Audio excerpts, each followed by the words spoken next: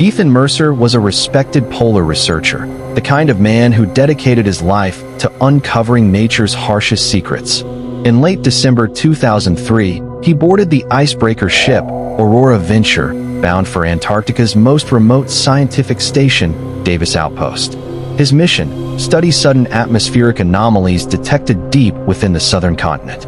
Ethan's colleagues warned him the data was unstable, that radios might fail, and that weather could drop to -70 degrees Fahrenheit with no warning. But Ethan was determined.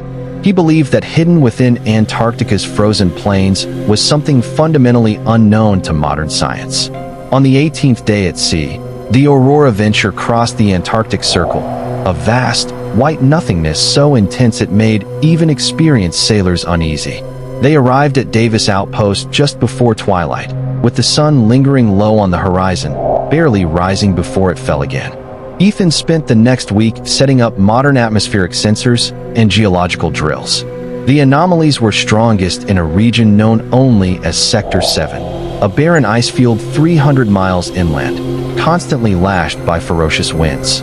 On January 3rd, Ethan ventured alone towards Sector 7 with a single snowmobile, a few days of supplies, and his scientific recorder. The closer he got, the stranger things became. Static on his radio, compasses that refused to settle, and a sensation like the air itself was watching him.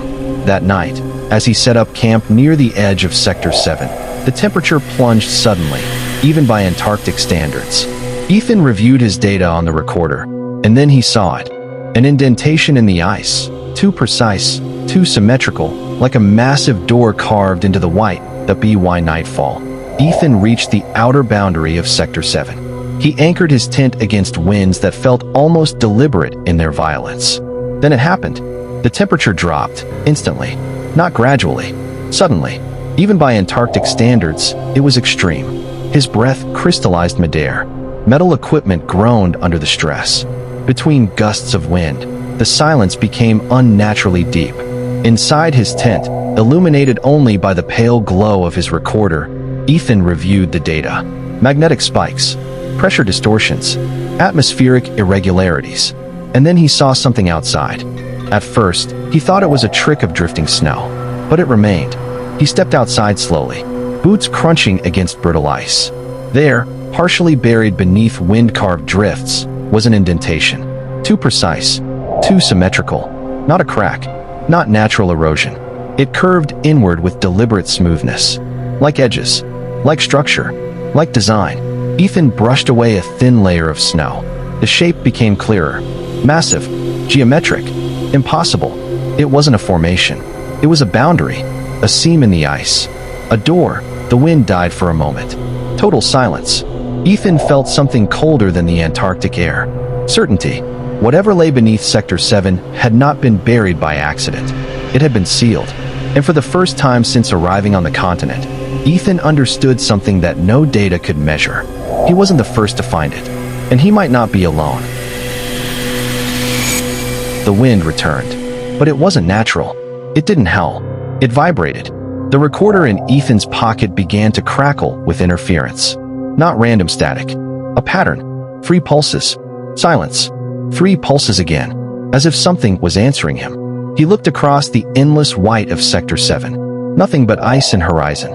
Yet beneath his boots, the ground-penetrating scan displayed something impossible. A hollow. Not a cave. Not a fracture. A geometric void. Sharp angles.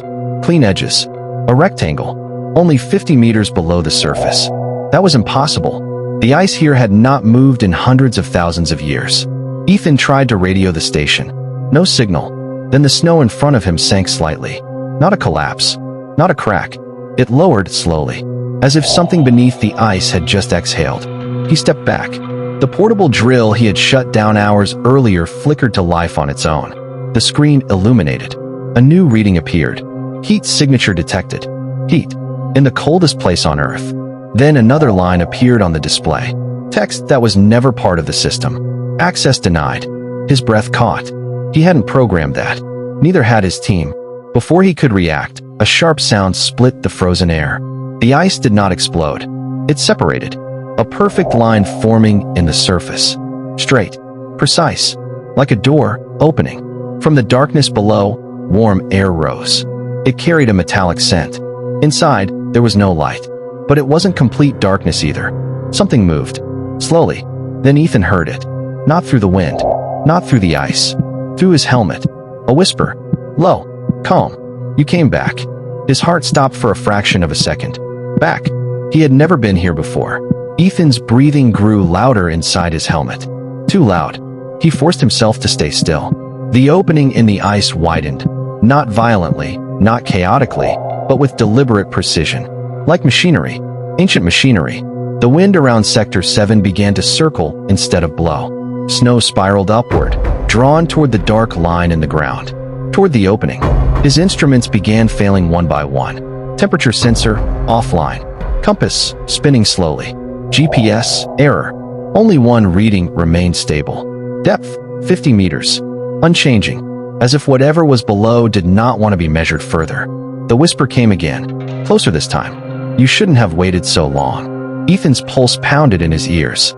I've never been here, he said aloud, his voice trembling inside the helmet. Silence.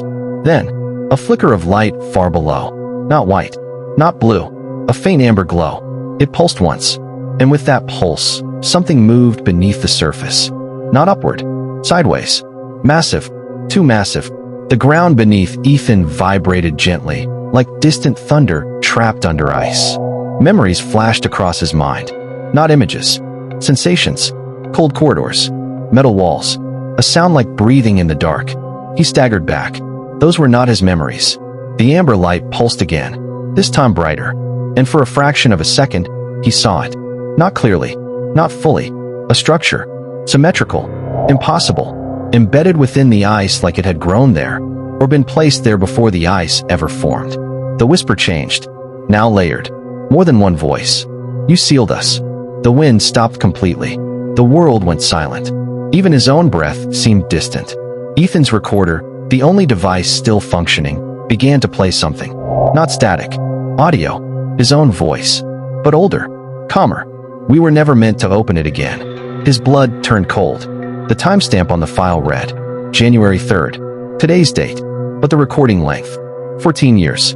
The amber glow surged. The opening widened further. And from the depths, something rose. Not a creature. Not a machine. A presence.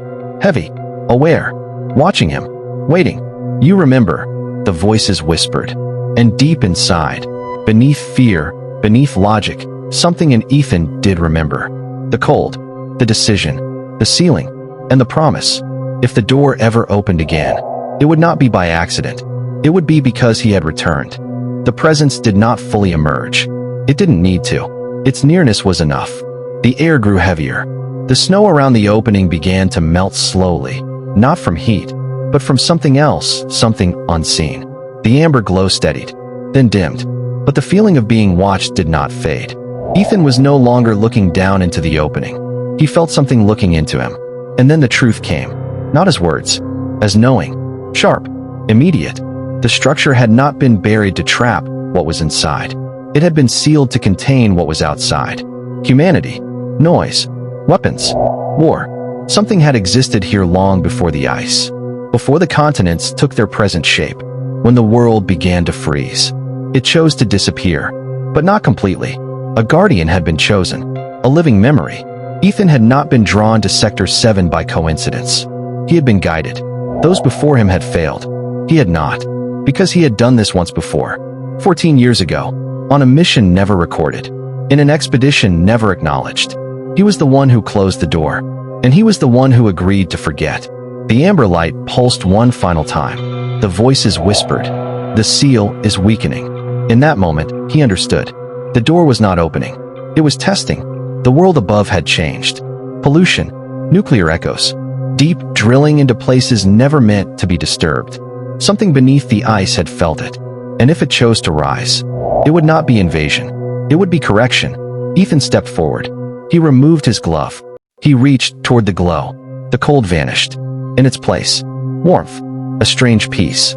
His recorder slipped from his hand and fell into the snow, capturing his final words. I won't let them wake you. Then, the ice closed. Slowly. Precisely. As if it had never opened at all. The wind returned. Signals came back online. A search team arrived hours later. They found his equipment, his tracks, the drill, but no body, no opening, no hollow beneath the ground, only solid Antarctic ice, hundreds of thousands of years old. The official report would later state, environmental accident, lost during storm conditions. But far beneath Sector 7, something remains, sleeping, sealed, waiting for someone to come back.